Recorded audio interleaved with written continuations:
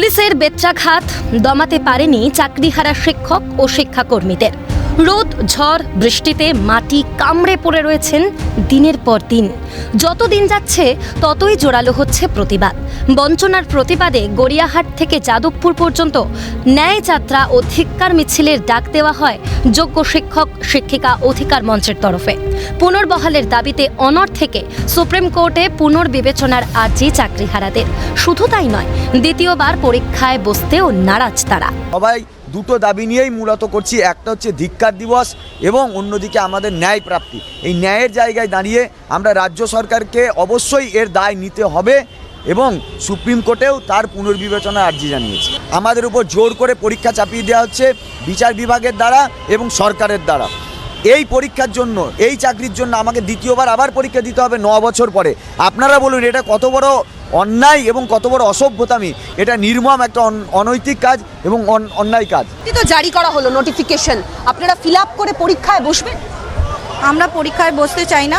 আমরা মনে করি যে রিভিউয়ের রেজাল্টটা আমাদের আগে দেখা উচিত। রিভিউয়ের পরও আরও আইনি পদক্ষেপ রয়েছে, সেগুলোর রেজাল্ট কি হয় আমরা দেখতে চাই। আমরা এখন পরীক্ষায় বসতে চাই না। তাদের একটাই দাবি, তারা নতুন করে পরীক্ষায় আর বসবেন না। তার কারণ বিগত 9 বছর আগে তারা যেভাবে পরীক্ষা দিয়ে পাশ করে নিজেদের হকের চাকরি আদায় করেছিলেন, সেই চাকরি এই সরকারের এই দুর্নীতির দায়ে চাকরি চলে গিয়েছে। ফলে সরকারের এই দুর্নীতির দায়ভার এই সমস্ত চাকরিহারা শিক্ষক শিক্ষিকারা নেবেন না। যোগ্যতা প্রমাণ করতে আবারও পরীক্ষায় বসতে হবে চাকরিহারাদের। অন্যের দুর্নীতির মাসুল কেন দিতে হবে? দুর্নীতি না করেও দায় কেন নিতে হবে? এই প্রশ্নই তুলছেন চাকরিহারারা।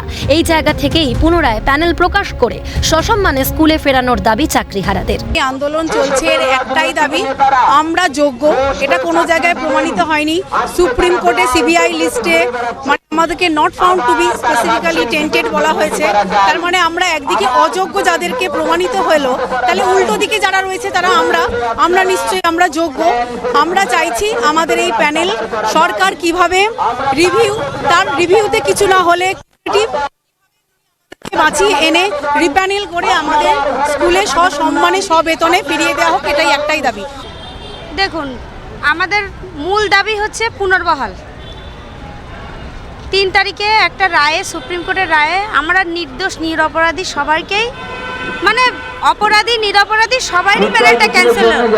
যার দোষ হলো সেও ফাঁসির দণ্ড পেল, যার দোষ নেই সেও ফাঁসির দণ্ড পেল। আমাদের এইটা নিয়ে আমাদের প্রতিবাদ যে আমাদের অধিকার পুনরুদ্ধার চাই। আমাদের শিক্ষা ব্যবস্থা ভেঙে দেওয়া চলবে না। স্কুলে আমাদের যেতে দিতে হবে, স্কুল ব্যবস্থাকে বাঁচিয়ে রাখতে হবে। দাবি করছেন মুখ্যমন্ত্রীর হস্তক্ষেপ।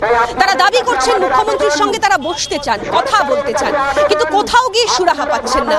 ফলে স্বভাবতই তারা যেমন আন্দোলনের পথ বা মাটি কোনোটাই ছাড়ছেন না, ঠিক তেমনই নিজেদের যে সুনির্দিষ্ট দাবি, সেই দাবিতে কিন্তু প্রথম দিন থেকে এখনো পর্যন্ত অনড় রয়েছেন এই চাকরিহারা শিক্ষক শিক্ষিকা এবং শিক্ষাকর্মীরা। ক্যামেরায় সোনাই ঘোষ ও প্রসন্ন নস্করের সঙ্গে অভিরূপা সাহা এবং সায়ন্তন ভট্টাচার্যের রিপোর্ট, ক্যালকাটা নিউজ।